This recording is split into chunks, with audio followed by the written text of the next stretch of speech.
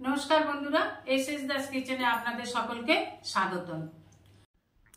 आजकेर रेसिपि कमला लेबुर चाटनी। निये निয়েছি 3টে कमला लेबू, একটা আমসত্ত্বের প্যাকেট আর নিয়েছি খেজুর। খেজুরগুলোকে খুব ভালো করে ধুয়ে জল ঝরিয়ে কেটে নিয়েছি, ভেতরের দানাগুলো ফেলে দিয়েছি। লেবুটাকে মাঝখান থেকে কেটে লেবুর ভেতরে যে দানাটা থাকে সেই দানাগুলো ফেলে দিয়েছি, না ফেলে দিলে চাটনিটা তিতা হয়ে যাবে। আর আমসত্ত্বটাকে কেটে নিয়েছি। এবার ওভেনে কড়া বসিয়ে দিয়ে দিলাম সর্ষের তেল। আমি এখানে সর্ষের তেল নিয়েছি, আপনারা ইচ্ছে করলে সাদা তেলও ইউজ করতে পারেন। দিয়ে দিলাম একটা শুকনো লঙ্কা আর 5 ফোড়ন। ফোড়নটাকে একটু ভেজে নিয়ে সুন্দর স্মেল ছেড়ে দিলে দিয়ে দেবো তেঁতুলের কাঠ।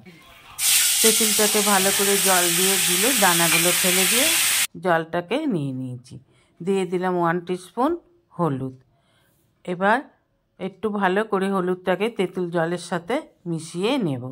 দিয়ে দেবো চিনি, 100 গ্রামের মতন চিনি দিয়ে দিলাম। দিয়ে দেবো আমসত্ত্ব, দিয়ে দেবো খেজুর। একটু ভালোভাবে নাড়াচাড়া করে নিয়ে দিয়ে দেবো পরিমাণ মতন লবণ। আর জল দেব না, তেঁতুল জলটাই যা দিয়েছি।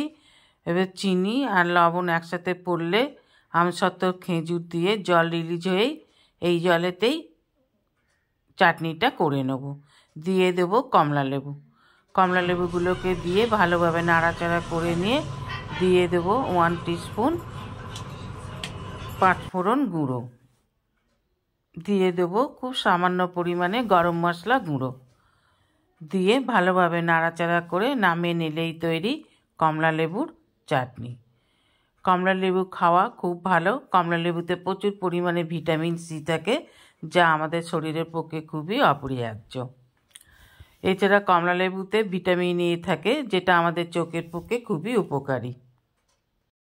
ভিডিওটি ভালো লাগলে অবশ্যই একটা লাইক, কমেন্ট, সাবস্ক্রাইব করার অনুরোধ রইল।